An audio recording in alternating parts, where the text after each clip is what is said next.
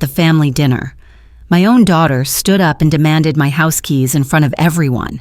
My face burned when she struck me across the cheek, but I steadied myself and refused to bend. With trembling hands, I made one phone call that would change everything that night. That moment was only the beginning of a story they never expected. Before I share the story, I'd love to know, how are you doing today, and where are you listening from? I arrived at Calantha's house just before dusk, carrying a warm casserole covered with foil. The Charleston air clung to my skin, heavy with salt and humidity, and the windows of the dining room already fogged slightly from the warmth inside.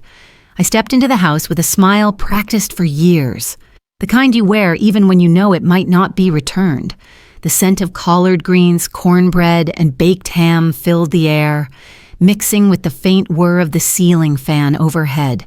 "I brought a little something," I said, setting my dish down on the counter. Calantha barely glanced my way, moving briskly between the kitchen and the dining room with the energy of a woman who wanted to be seen as indispensable. Gideon stood near the head of the oak table, scanning the seating as if assigning ranks in some private hierarchy. I took in the arrangement: the hosts at the head, favored relatives clustered in the center, and one lonely chair at the very end, squeezed by the swinging door to the kitchen. "That spot's good for you, Mama," Gideon said, waving me toward it. "Quieter down there." His smile didn't reach his eyes. The chair wobbled when I touched it, and each time the door swung, a draft brushed against my shawl. I noticed the deliberate placement. Still, I straightened my shoulders and sat, choosing composure over confrontation. Years have taught me that silence can sometimes echo louder than anger. Age teaches you to read a table the way a captain reads a sky. The chatter rolled on easily at the other end: jobs, mortgages, vacation plans. I passed a plate of biscuits down my way, though no one stretched far enough to take one. Gideon raised a glass of wine, to growth and new beginnings, his toast skipping right past me as though my years of holding the family together were a footnote. A niece leaned across to ask, "You still rattling around in that big house?" "Auntie," I met her gaze evenly. "I keep what I tend, and I tend what I keep." She looked away, fiddling with her fork. Calantha circled the table, landing where her voice could carry best, eyes skimming past me as if I were a guest instead of her mother. My hand brushed the key ring in my purse, solid and heavy, a quiet reminder that my life had been built brick by brick, not handed down by anyone at that table. Respect is a two-way street, not a toll road. A server carrying soup pushed through the swinging door, bumping my chair. A splash landed near my lap. I dabbed at it before it stained, and no one offered a cloth. Gideon chuckled. "Thought you'd be comfortable there, close to the kitchen." His words held the weight of dismissal, not kindness. I lifted my chin, letting my calm stare meet theirs until eyes flickered away. I remembered other times I'd been given the end seat at funerals. Church potlucks, always the draft, always the distance. Tonight I let it stand as evidence. A bad seat doesn't shrink your spine when you know your worth. Then Calantha smiled sweetly, too sweet, and said, "Mama's house feels like a dusty museum. Big rooms, no laughter of children, such a waste. Don't you think laughter rippled down the table, forks tapping like a chorus of agreement?" A cousin murmured. "Would be better put to use." I set down my glass. A home isn't wasted when it's kept with care. My voice was even, steady as stone. Calantha's brows arched, a challenge issued before her audience. I noticed the way she clutched her wine glass, the grin Gideon flashed, the glance they shared. They thought they were subtle. They weren't. I chose silence, banking it like interest. Proof grows stronger when it ripens. A kept promise outlasts a loud opinion. I counted heartbeats, hearing my late husband's voice in memory. Don't swing first, win last. If the testing turned into taking, I would not argue, I would act. Kindness is not consent. As I reached for my sweet tea, Calantha tapped her glass with a silver spoon, her smile bright enough for the whole table. "Mama," she said, a voice rising above the chatter, There's something we ought to settle tonight." The silver spoon tapped against Calantha's glass until the sound drew every eye her way. Conversation hushed, and she leaned forward, her smile polished and practiced. "Mama," she said, her voice pitched just high enough to carry, "hand me your house keys." The words hung in the air, heavier than the humidity pressing against the windows. I kept my hand on my purse, fingers curled around the metal ring that held more than keys, it held years of labor, bills paid on time, and rooms that had seen both mourning and joy. Gideon shifted his chair, facing the group like a man presenting a plan he believed already settled. Some relatives leaned in, eager for drama. Others stared down at their plates, unwilling to be caught in the heat. Why now and why here? My tone was calm, though the sting in my chest told a different story. She wanted a stage. I would make her name her motives aloud. Keys weren't just access. They carried liability, responsibility, power, and power was what she wanted. I looked her squarely in the face. "If you can't respect my no in public, you were never listening in private." I drew a breath and said, steady and low, "No, Calantha, not tonight, not like this." My chin rose, though my voice never did. "The deed is mine. Taxes paid, insurance current, locks changed after your father passed. My words were facts, not pleas. If there's to be a conversation, it will be scheduled, with papers on the table, not between cornbread and coleslaw." Gideon chimed in quickly. "She's alone in that big house. This is about safety." I didn't blink. "Safety without consent is just control in a nicer sweater," a cousin whispered. "Elder rights." And I nodded just enough to remind them I knew the laws, knew my mind, and knew my worth. I pressed my palms flat to the table, open. Not hiding. A boundary isn't a wall, it's a front door I choose when to open. Calantha's voice softened. "Sugar-coating poison? Mama, we're just trying to help. The house is too much for you." Her eyes swept the room, gathering witnesses. Her "we meant to look like" consensus. Gideon slid in behind her. "We'll get it listed. She can downsize to something manageable." I asked, slow and sharp. "Who set this timeline? Who profits first? Who carries the blame if it fails?" No one rushed to answer. Anise tried a laugh. "Downsize is cute," but her eyes darted away. Already nervous. Concern dressed up as kindness still smelled like greed. Concern without consent is a polite way to say mine. I thought, watching the shuffle of eyes. Then Calantha stretched out her hand, palm up, as though I were her tenant. "Keys, now." Fork stilled. Gravy rippled in its dish. Gideon chuckled. "She's stubborn." I corrected him. My voice, even I am steady, not stubborn. My gaze traveled down to the end seat I had been given. A reminder that tonight was staged long before the first plate was set. A quiet no. It's a sentence. It doesn't need a paragraph. The slap came without warning, sharp and hot across my cheek. The room gasped. A spoon clattered, sweet tea slid across the table, and someone whispered, "Lord have mercy." I didn't raise my hand. I raised my spine, taller, eyes locked on hers. "You just struck your mother." The word mother landed like a bell no one could unhear. Faces shifted, complicity suddenly looked expensive. Gideon's smirk faltered. I dabbed my cheek with a napkin, calm as if tending to a scratch. No trembling hands to feed their script. They can touch your cheek, I thought, but they can't touch your character. I stood, my chair quiet against the floor. "This conversation is over," Calantha hissed. "Don't walk away from me," I replied. "I'm walking toward a better answer." Purse strap across my shoulder, keys safe inside. I left their table of judgment behind me. Eyes followed, worried, ashamed, calculating. I inhaled once more, steady as a judge before a verdict. When they turn a table into a courtroom, take the case somewhere with rules.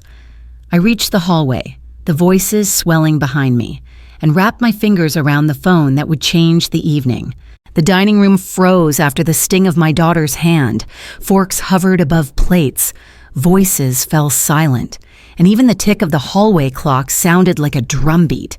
I sat there, cheek throbbing, while kinfolk shifted in their seats. A few pretended to chew, eyes fixed on food they couldn't taste. Others traded quick glances before lowering their gazes. unwilling to risk being counted. Calantha folded her arms, daring the room to agree with her. Gideon smirked, scanning faces like a politician after a speech.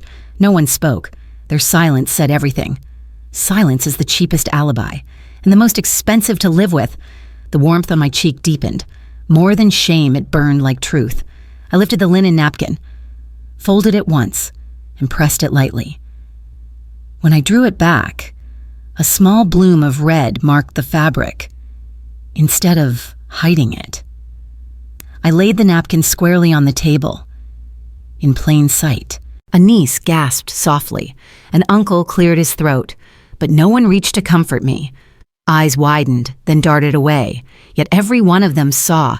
Calantha's smile faltered, the realization settling in that she had left a mark no laugh could erase. A bruise fades, but a witness never forgets where it began. I straightened my spine. Posture was protest.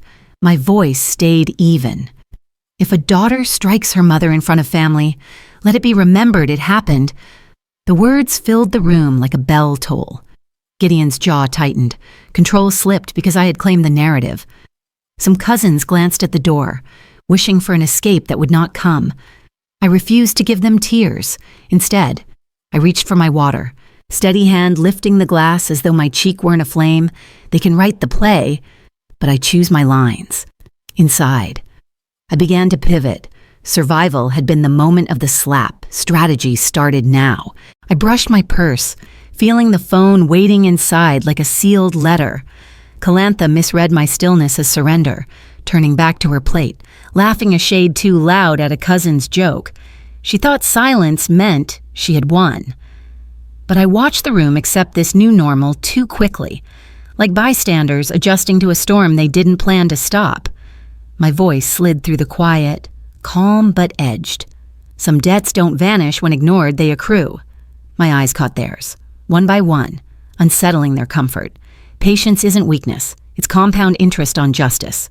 I folded the napkin once more, the red stain like scripture on white, and set it carefully beside my plate.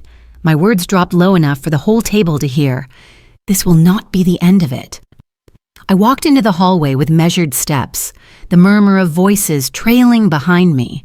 The soft click of the door as I closed it felt like the punctuation of a decision already made. I let one breath out, and for the sting on my cheek, another for the crowd I had left at the table, and a third to steady my hand for the call I was about to make. The plaster walls of this old Charleston house could eat a signal whole, but standing by the kitchen window gave me just enough bars. I opened my purse, drew out my phone, and scrolled until Silas Trenholm's name appeared. Not under favorites, but never buried too deep. This was a number I saved for rare storms, and tonight the storm had broken. When folks turn noise into pressure, turn silence into a plan, I pressed the call and spoke low. Clipped. Silas, it's Eudora Lansing. I need you here tonight with the deed copies, the durable power of attorney revocation, and that notarized note we prepared last spring. His reply was professional. No wasted questions, only sequence I answered. Arrival first, then disclosure, then delivery. 30 minutes, use the back lane and park by the oak. It needs to be calm, but official. He confirmed chain of custody, asked about witnesses, and I assured him they were gathered already. Though unwilling, no speeches, I said just the facts. His answer was steady. Paper speaks. Feelings may fuel you, but paper gets you home.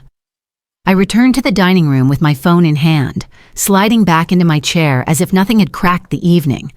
Conversation restarted in uneven threads, some trying to stitch the room back together, others waiting for the next tier. Calantha pretended to butter a roll, her eyes darting to my phone. I placed it face down by my water glass, not flaunting but visible enough to serve as a gavel on the table. My napkin, faintly marked, still lay by my plate. Evidence doesn't need to shout, it just needs to exist. I watched relatives shift in their chairs, some straighter, some shrinking as if the room had been quietly rearranged. A steady hand can shake a room more than a raised voice. Then Gideon tapped his glass, rising with that smirk that clung to his face like cheap paint. Let's all thank Aunt Dora for coming out tonight." The words landed like a slap colder than the one on my cheek. A few laughed nervously. Others lowered their heads. Calantha didn't correct him. She let the insult hover. The deliberate shrinking of my name. I rose slightly, enough to meet every eye. "It's Eudora Lanson, mother to the woman beside you. Not aunt, not guest." The breath of the room caught in its throat. My correction was sharp, not loud names or contracts, and I signed mine in full, Gideon muttered. My mistake, as if a slip of the tongue were the crime, not the erasure. Call me wrong and you name yourself. I looked at the table, not just the two who staged their play.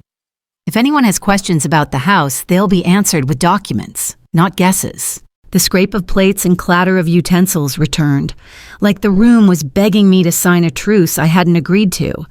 I checked the hallway clock. The minute hand edged upward. 30 minutes is a long time when justice is on its way. Calantha's smile flickered, faltered, then reset. A woman deciding whether to double down or retreat. I leaned back, hands steady in my lap. I'm not here to win an argument. I'm here to close a case. The doorbell rang once, clear as a verdict. The door opened, and in stepped Silas Trenholm, tall, composed, a leather case swinging lightly from his hand. His presence cut through the chatter like a bell at midnight. Chairs shifted, forks lowered, and for a moment no one breathed. Calantha stiffened, her knuckles tightening around the stem of her glass. Gideon forced a smile, broad but brittle.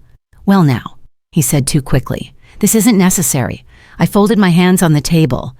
Calm as a sermon. "This is Silas, my attorney." The word "my" landed heavy, louder than the doorbell had been. The family dinner had transformed, without announcement, into something closer to a courtroom. When truth wears a suit, lies lose their perfume. Silas set his leather case on the table, opening it with deliberate care. He aligned the papers, crisp edges meeting linen, as though the table itself were a bench of law. He looked directly at me first. "Good evening. Mrs. Lansing," respect spoken plain, something my own blood had refused to show. His gaze swept the others. "At the request of my client, I've brought documents regarding her residence and estate. This is a family dinner," Calantha muttered, her voice sharp, desperate to frame his arrival as intrusion. Silas didn't flinch. "Legal rights don't take a night off." His tone was even, professional, yet final. I didn't need to raise my voice. His words did the work for me. Paper may crinkle, but it doesn't flinch. He began sliding out pages, deed copies, tax receipts, notarized letters, each one placed squarely on the table, each one proof. He explained, steady and precise, that ownership rested with me alone. No transfer, no sale. No manipulation could occur without my signed consent. Gideon jumped in. Hands spread in mock concern. We were only thinking about her safety. Silas turned his head slightly, his voice cool. "Concern is not custody." The words carried weight, making cousins exchange uneasy glances. Murmurs spread, gasps dotted the silence. And suddenly, gossip had been replaced by record. I sat still, my breath even, while Calantha's face flushed deep. Her hand tightened around her wineglass until I half expected it to shatter. She could feel the narrative slipping from her grasp. Facts are stubborn, but justice is patient. She tried to recover. "This doesn't change what's right for the family." I lifted my chin. "What's right for the family isn't always what's right for the law or for me," Gideon scoffed, sneering. Looks planted to me. He was called... I corrected. "Words matter." Silas spoke again, voice steady. "Any attempt to force or coerce Mrs. Lansing regarding property will be documented." That single line pressed the air heavier than thunder. Relatives stirred uncomfortably, whispers running along the table lawsuit. Court, judge. I sipped my water. Steady. Reclaiming the rhythm of the evening. The message was clear. This was still my house. In law, if not in their respect, and they knew it. A house divided can still have an owner. Silas slid the deed across the linen, the paper steady under his hand. And the entire room leaned forward as if gravity itself had chosen sides. The hush after Silas's papers had barely settled when a low vibration buzzed against the table. One phone, then another, until a scatter of blue-white screens lit the room like tiny flashbulbs. A cousin squinted down and blurted, "It's in the family chat." The video played before anyone could stop it, my cheek turning under Calantha's slap, the gasp that followed. Someone fumbled with the volume, but the sound had already pierced the silence. Forks hovered in midair, bites suspended. "Turn that off," Calantha snapped, but her command held no weight. A second cousin whispered. We all saw it, and the words carried heavier than any toast. Gideon muttered something about context, yet context was right there in living color. I kept my seat, steady. Watching myself struck on replay might have broken another woman, but not me. Evidence cuts sharper than outrage. When gossip gets receipts, it stops being gossip. The table erupted in pings as group texts flew. "You seeing this, who recorded Lord?" At dinner, names bubbled above bubbles, little signals of judgment traveling faster than defense. A nephew leaned toward me, voice low. "It's on stories." That meant denial had no oxygen left, Calantha stammered. She provoked me. But the clip showed the reach of her hand, the recoil, the bloody napkin lying plain. Gideon tried again with his tired refrain about safety, but Silas's earlier words hung in the air. Concern is not custody. A chair scraped. Someone fled to the garden. Scandal can make even fresh air feel scarce. A lie can sprint, but the camera doesn't get tired. The clip revealed more than the slap it showed the seating chart. My end chair tucked by the swinging door. A niece whispered. She put her there on purpose. Heads turned away, guilt spilling through their silence. Another voice, sharper, said, "HR would call this hostile." The ethics of workplaces had barged into our supper. Calantha hissed, "Family business isn't for the internet." My reply was even, "Then don't try to settle it with an audience." Shame flickered across screens as devices dimmed. If you don't want to witness, don't stage a show. Just then, Balthazar Creel cleared his throat. The old floor complained under his chair as he stood, his voice carried without effort.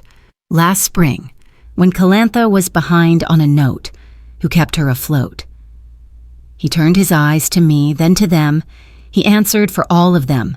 Eudora Lansing. Quietly. No speech, just a check. A ripple moved through the room. Shock. Shame. And a few nods of long overdue recognition. Gideon tried to laugh it away. Family helps family. Balthazar's gaze pinned him. Then stop calling theft by another name. Vindication doesn't grin. It exhales. Gratitude unspoken is a debt unpaid. Silas rested his palm on the closed leather case, a quiet reminder there was more paper waiting if needed. Calantha's eyes flicked from me to the door, her calculation shifting from conquest to damage control. A cousin whispered about church on Sunday, about what pews would buzz with tomorrow. I lifted my water glass, my cheek no longer the headline the room itself was. "We will finish this as we should have started," I said, calm and plain, without hands, with facts. Some storms you outrun, the rest you outlast. I turned my napkin over, the clean side facing up, and said, "There's one more thing you should all hear." The click of the recorder was softer than a sigh, yet it carried like a bell through the dining room. Silas's voice followed, firm but neutral, announcing the date and the time for the record. He explained chain of custody. The audio came from a voicemail I had authorized him to keep, along with a lawful recording of a conversation held in his presence. No ambush, no trickery. I nodded once. This was not theater, it was truth laid plain. A few relatives flipped their phones face down, as if glass screens could shield them from guilt. Calantha crossed her arms, chin lifted. Gideon leaned back, smirk tugging at his mouth, trying to look bored. Truth doesn't need a spotlight, it just needs a transcript. The first clip played, Calantha's voice bright with calculation. "If I get the keys, we can rekey before she changes her mind. List it fast. Stage it neutral." A collective murmur rose, cut short by the next voice. "Gideon, smooth and confident, title search is clean. If we push a safety to the family, we'll look like the responsible ones." Then Calantha, again say, downsizing for her own good. People love that phrase. Keep it kind so it won't sound like a grab. A timestamp punctuated the words, recent enough to sting. The final clip was a realtor's voicemail. Glad to meet you two at the property. We'll discuss lock change and photo schedule. When a lie learns manners, it still knocks on the same door. The room stiffened. A cousin muttered, elder exploitation, the phrase jarring against silverware and candlelight, but accurate. Someone whispered, you plan to change locks on your own, Mama. Shame forced their eyes to the table. Calantha snapped. We were trying to protect her, but the audio said, list it fast, not check her blood pressure. Gideon tried to dismiss it. That's out of context. Silas didn't blink. We have the full context on file. My cheek still ached faintly, but tonight it was their words that burned. If you can't stand to hear yourself, you weren't speaking from love. I lifted my chin. Speaking to all of them. You heard the plan keys first, lock second, sale third, my consent nowhere in it, Silas added. Calm but final. Any attempt to enter misses. Lansing's home without her permission constitutes trespass. Harassment will be documented. He laid a folder by his elbow. Slim but heavy in implication. I set my palms flat on the table. No more surprise showings. No more talk of staging without me present. I let the slap go without charges tonight, but my terms would travel faster than paperwork. Mercy is a choice. It's not the absence of a line. Balthazar Creel gave a single nod, dignity's version of applause. A niece put her phone down. Messages unsent. A cousin who had laughed earlier kept his eyes lowered. Calantha dabbed her eyes, but her tears were theater. Gideon mumbled. Private conversations. And Silas answered. Private intent can still cause public harm. Forgiveness isn't cheap. It's properly priced. I drew a breath. Steady? From here forward, no entry to my house without me. If you want an answer, it comes in writing. Communication goes through Silas. I touched the napkin, then lifted my gaze, and I will not be struck again by hand, by hint, or by concern disguised as kindness. Silas closed the recorder, laying it beside the deed, 2 witnesses, voice and paper. I'm not closing a door. I'm changing who gets a key. I reached into my purse, felt the familiar ring of metal, and let the keys spill into my palm where everyone could see them catch the light. Thessaly Vaughn was the first to move. She stood without ceremony, slipping past frozen faces, and placed a gentle hand on my shoulder. Auntie Eudora. You're not alone, she said. Speaking my full name with care, that one phrase filled the room with what had been missing all night, respect. The sting in my cheek seemed to fade under the steadiness of her voice. I breathed deeper, anchored by her presence. She leaned down and whispered, Tomorrow we'll call the locksmith, update the locks, and take a week without family interference. I'll drive you home and stay the night. Prudence, I thought. Isn't fear, it's stewardship. A single honest hand can outweigh a room full of hollow voices. I rose slowly, letting silence settle before I spoke. No more surprise visits.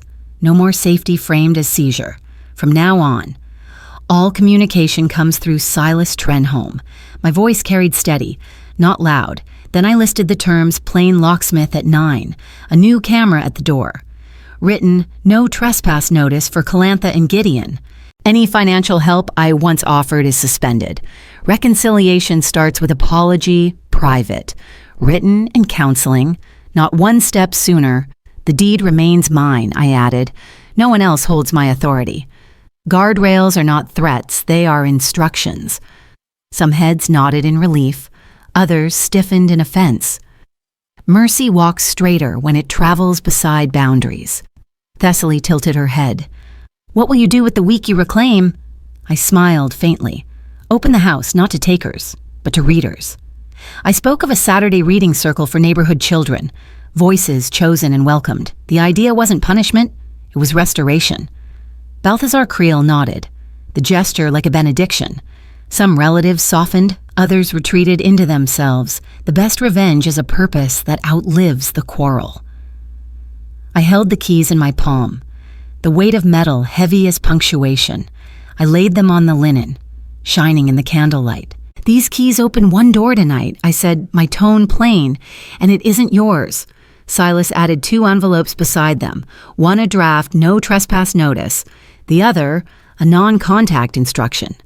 Calantha stared, calculation draining from her face. Gideon inhaled, then swallowed his words. I gathered the keys back into my purse.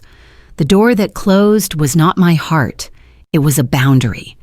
A closed door is not a grudge. It's a lesson remembered. Whispers rose about church and elder rights. Charleston is small. Sunday pews would buzz by morning. I thanked those who stayed respectful, offered no scolding, for the rest their mirrors would do that work. Thessaly lifted my shawl. Balthazar opened the door, and Silas carried his case. Warmth, witness, and paperwork, the 3 kinds of help a woman needs. I stepped into the foyer with my shoulders straight.